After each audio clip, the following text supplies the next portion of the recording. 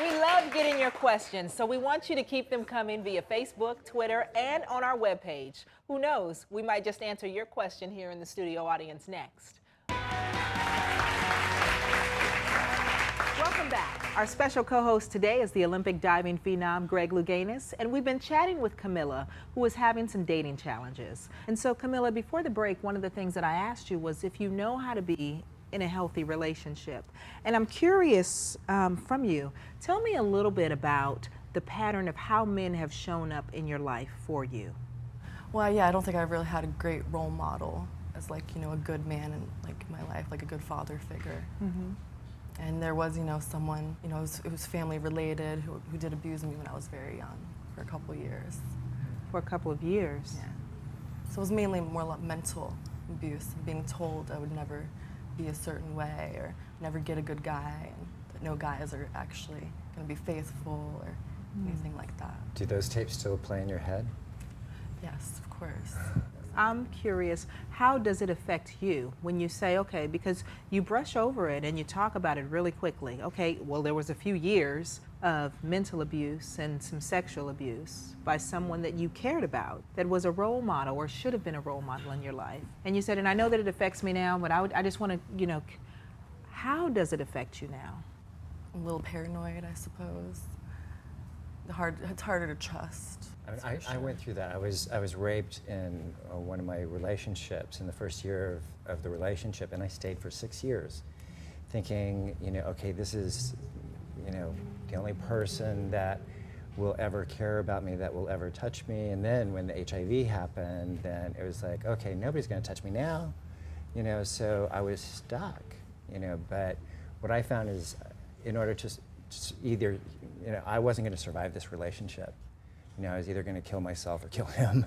So it was that severe. And so the way that I healed, it was writing letters.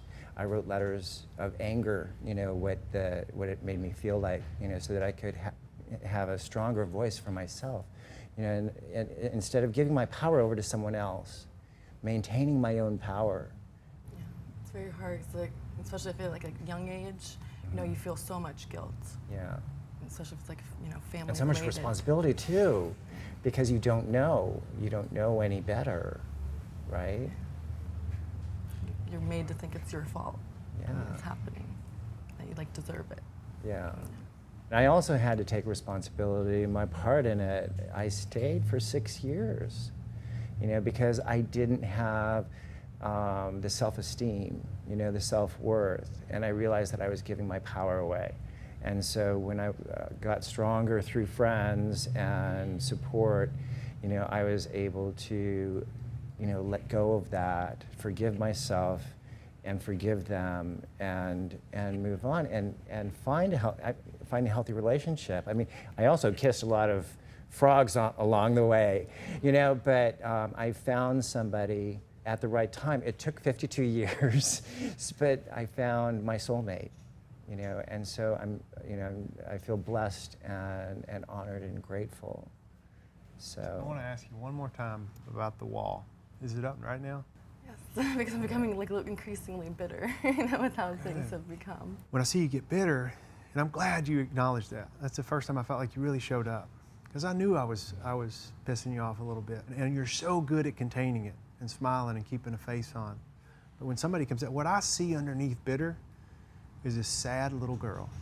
So you came here wanting one answer, which is why don't they call back? But I would challenge you to say, is now the time for me to seek out a relationship? Because you can only attract where you are. You can only attract what will attract back to you. Would you really want a guy who is able to handle you in this place right now, being bitter and anxious with the wall up? Or do you want the guy that's going to be able to get in and be that great soft place to fall? You can't give what you don't have yet. And so maybe now is not the time to date. Maybe now is time to do a little self-work. Especially because, when you feel all that anxiety, you feel lonely too. And even though you think, like I'm independent and strong and I can do this, it's just you see everything, love songs all the time, movies. I'm just such a romantic. So what are you going to do different? I guess just not try to focus on dating right now. take a little break. I mean, I like where Spirit's going. I think taking a break from dating right now can be a good thing, but I think you need a little bit more than that. Because what I want you to do is, and you know, I don't think we had time to go there today, but I think you really need to get a relationship. There was a part of you that shut yourself off at a certain age, and you've been kind of blocked up and walled up ever since. And I think that little girl needs you to go back in there, pick her up, and pull her out of that and get to know her so that she can get to know the world and be properly introduced. Because until we get these two connected, I think you're not going to be able to connect with anybody else. We want to help you get there. And so one of the people we work with a lot on this show is Jody Frank and Cindy Busto with West Coast Counseling. And they do just that. They've got an incredible practice. They're really good-hearted people that know their stuff. And I think you need to take that journey into getting to know your little girl, because she deserves to know you too. Would you be willing to accept that if we were to offer you the gift to see them? Yeah. That'd be Great. amazing. Good. Put that in the regimen. I mean, now you've got a lot of stuff to do. You got some stuff to keep yourself busy on this break she's going to take. That emotional fitness. Put this one at the top of the list.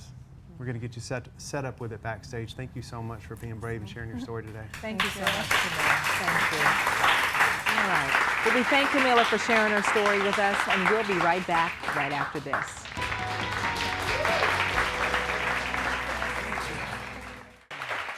We love getting your questions, so we want you to keep them coming via Facebook, Twitter, and on our webpage. Who knows, we might just answer your question here in the studio audience next.